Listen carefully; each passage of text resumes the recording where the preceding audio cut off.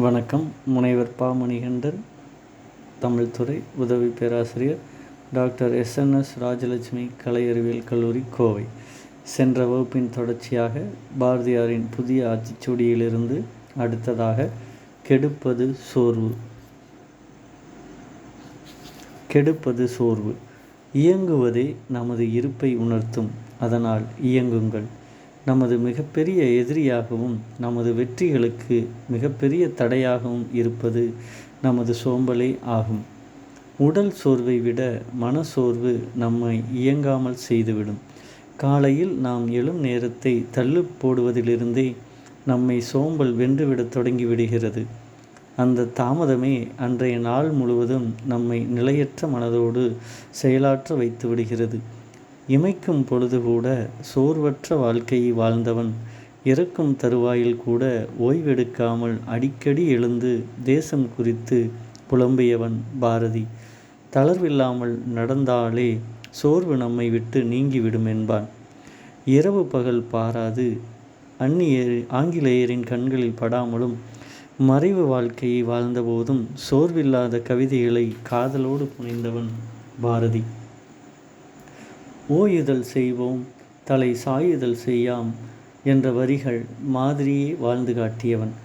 சோர்வு நம்மை கெடுத்துவிடும் என்பதை உணர்ந்தவன் பாரதி. நம்மில் பலரின் தோல்விகளுக்கு காரணம் சோர்வே என்பது அவர்கள் அறிந்த உண்மையாகும்.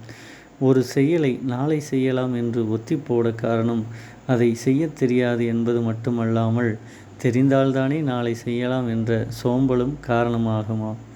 உங்களுக்கு பிடித்தமான செயல்களை செய்வையில் சோர்வு தெரிவதில்லை. எனவே செய்யும் செயலை உங்களுக்கு பிடிக்கும்படி மாற்றிக்கொள்ளுங்கள். சோம்பலை தவிர்த்து இயங்குவதன் மூலமாகவே நமது இயக்கத்தை உணர்த்த முடியும். நம்மை உணரவும் முடியும். தொடர்ந்து நாம் செய்யும் செயல்களே நம்மை இந்த உலகத்தோடு பிணைக்கும். நாள்தோறும் அந்த செயல்களை எத்தனை இடர்பாடுகள் வந்தாலும் தொடர்ந்து செய்திடல் வேண்டும். ஒவ்வொரு முறையும் நாம் செய்யும் செயல்கள் நமக்கும் பிறருக்கும் எவ்விதத்திலும் தீங்கு இல்லாமல் நன்மையில் இருத்தல் வேண்டும். அதனையே ஆயுதம் செய்வோம், நல்ல காகிதம் செய்வோம், ஆலைகள் வைப்போம், கல்வி சாலைகள் வைப்போம், ஓயுதல் செய்யோம், தலை சாயுதல் செய்யோம், உண்மைகள் சொல்வோம், பல வன்மைகள் செய்வோம் என்றான் பாரதி. கடைசி நிமிடம் வரையிலும் கூட தனது செயல்களாலும் கவிதைகளாகும் இமைப்பொழுதும் சோர்வடையாமல் நாட்டுக்குழைத்தவன் பாரதி. வெள்ளைக்காரர்களும் பிரெஞ்சுக்காரர்களும் அதைவிட கொடுமையான தேச துரோகிகளுக்கும் அஞ்சாமல் சோம்பல் இல்லாமல் உழைத்தவன் பாரதி. பாடுபட்டு சேகரித்து வைத்த தனது கட்டுரைகளையும் கவிதைகளையும் அபகரித்து சென்ற போதும் கலங்காது நின்றவன். சோம்பல் இல்லாமல் உழைத்தவன். அவனோடு வேலையாள் மாதிரி வேவு பார்த்து அவனுடைய சின்ன சங்கரன் கதையை திடீர் சென்ற வேலையாளையும் மன்னித்து ஏற்றுக்கொண்டவன். உடல் தளவற்ற கடைசி காலத்திலும் தனது எழுத்து பணியை வீறிட்டு எழுதியவன் பாரதி.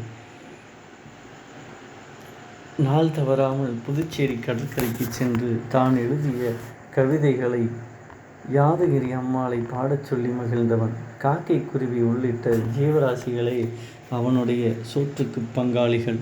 அவனுக்கு உணவில்லை என்றாலும் அவைகளின் பசியாற்றியவர்.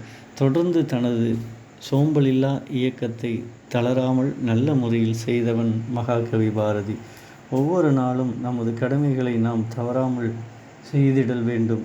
அந்த கடமைகளை நமது இல்லத்தோடு நின்றிடாமல் பறந்து விரிந்திருக்கும் இந்த உலகத்திற்கும் ஏதாவது ஒரு வகையில் நன்மை தருவதாக இருத்தல் வேண்டும்.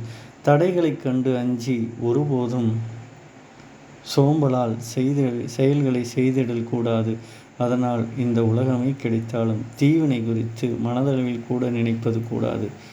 நமது சோர்வில்லாத செயல்களே நம்மை வழிநடத்தும், வாழ வைக்கும். நல்லவர்களோடு பேசும்போதே நம்பிக்கை பிறந்துவிடும். சோம்பேறிகளோடு இணைந்திருக்கையில் சோம்பலே குடிகொண்டிருக்கும். ஒவ்வொரு நாளுமே நமக்கு கிடைத்த மிகப்பெரிய வாய்ப்பாக கருதி நாளும் சோர்வில்லாமல் உழைத்திட வேண்டும். நம்முடைய உயர்ந்த லட்சியத்தை நோக்கி நடைபோட சோம்பலை தவிர்க்க வேண்டும்.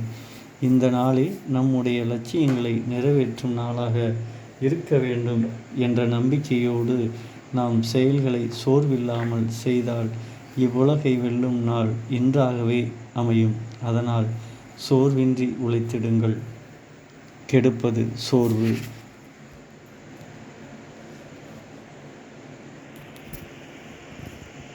சோர்வு நம் செயல்பாட்டை கெடுத்துவிடும். நாம் செய்யும் வேலைகளில் வெற்றி கிடைத்தால் நாம் உற்சாகம் அடைகிறோம். தோல்விகள் ஏற்பட்டால் சோர்வுகள் அடைகின்றோம். அந்த சோர்வுகளால் நமது தோல்விகள் அதிகரிக்கத்தான் செய்யும். ஆகவே சோர்வு கூடாது. தோல்வியைக் கண்டு நாம் துவண்டுவிடவும் கூடாது. கெடுப்பது சோர்வு. நாளும் உழைத்திடுவோம்.